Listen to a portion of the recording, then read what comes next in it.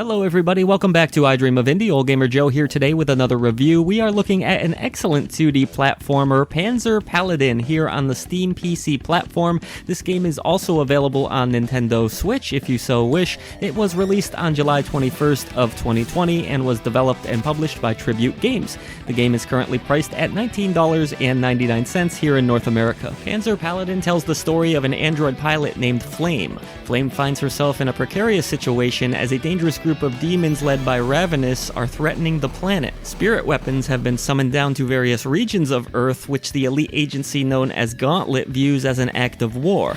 Nobody quite knows how they should oppose this new threat, but what is known is that Flame's mecha paladin named Grit has the capability to handle these spirit weapons, and so it's up to Flame and Grit to travel the world, eliminating each threat using their own weapons against them. Panzer Paladin features over 100 weapons for you to wield, as well as 17 hard-hitting levels for you to explore. These levels will take you everywhere from Russia to Japan, and you'll have to choose the order of which you want to face these bosses in, similar to a Mega Man game. You'll start the game out in your mech, and you have the ability to attack with the X button, and as you'll quickly learn, destroying certain enemies has them dropping different weapons for you to pick up. These range from swords to staffs to pipes, everything in between, and they all have individual statistics for you to be mindful of as well. Every weapon has a specific spell ability which will help you in combat, and also they will break after a while, so do be aware of that. You do of course have your standard slash, but you can also do a pogo attack of sorts, similar to something out of DuckTales if you're familiar with that game on the original NES. You can kind of pogo on top of enemies with your weapons. This is performed by pressing down and X at the same time. You can also unleash an upward strike, which can be used to take out enemies that are above you, but it can also be utilized to reach platforms that you otherwise wouldn't be able to with the standard jumping.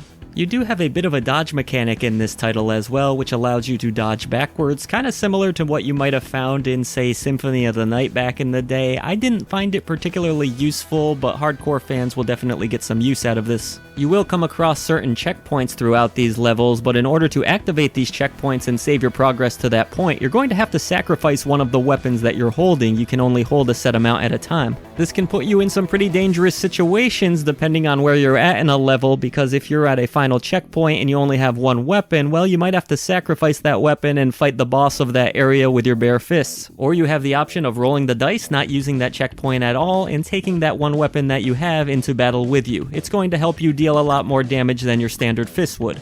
But perhaps the most interesting gameplay mechanic is the ability to eject from your paladin at any time you wish. This allows you to reach areas that you otherwise wouldn't be able to on foot. Sometimes, depending on the level, the game will force you into these situations. It's interesting because the game kind of becomes more like a Castlevania title when you're whipping away at enemies and trying to hold on to as much life as possible. You're pretty vulnerable in this state. There are a few advantages, however, to being in your human form. You can swing across areas that you otherwise wouldn't be able to, and you can also perform jumps more efficiently. The platforming in general feels a little bit better, as you would expect outside of your giant mech. As you complete more and more levels, you're able to trade in the weapons that you've earned throughout those levels in order to raise your overall health meter. So there is a little bit of an upgrade system in Panzer Paladin. It's not overly complex, and I really like that about the game. Each of the bosses that you defeat also seems to drop a specific weapon. It's unclear to me whether these weapons can be used against certain bosses as a weakness, but they definitely seem to deal out pretty good damage. I also forget to mention that you can throw weapons in this game, so that helps to hit enemies that are at a far distance, and you can also shatter weapons. If you have a full inventory and want a specific weapon, shatter one and you'll be able to pick it up. Panzer Paladin is a joy to play. The gameplay is fantastic, fast and frantic, and I did enjoy the mechanic of switching between pilot mode and jumping back into your mech. Graphically, Panzer Paladin features a great 8-bit aesthetic, a lot of detail put into each character and all of the different enemies that you'll encounter. I thought all of the throwback animated cutscenes in between levels were a blast, and the game does a great job of mixing up different environments. Every place that you visit in the world feels well represented in this title, and I enjoyed exploring all of the different levels and seeing all of the cool bosses at the end of these levels. And the soundtrack is really bumping in this one. Some great chiptune music here. I was humming along with a lot of these songs. I can't wait to listen to it outside of the game as well. Most of these songs feature an upbeat tempo, as you might expect, but they fit the universe really quite well here. I enjoyed every track, and all of the sound effects are oozing with style as well, perfectly representing that 8-bit era.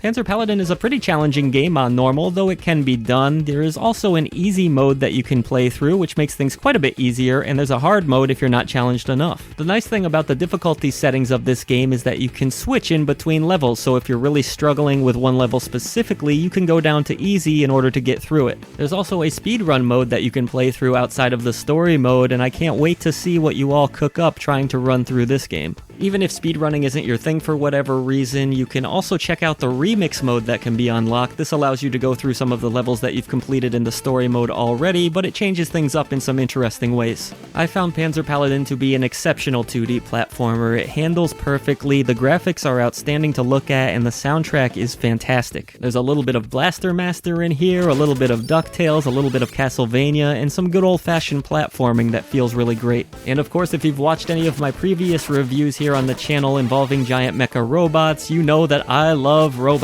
Panzer Paladin is a challenging but excellent 2D platformer that I can't recommend to you enough. So will you be battling your way through Panzer Paladin? Let us know in the comments section below, and if you have enjoyed our video coverage today, consider hitting the subscribe button below. Help us bring a voice to the voiceless ones in gaming. There's a ton of other ways to support I Dream of Indie down in the description box. That includes our Patreon page, our Discord, or our Facebook, but however you want to support us, we thank you so much for doing so.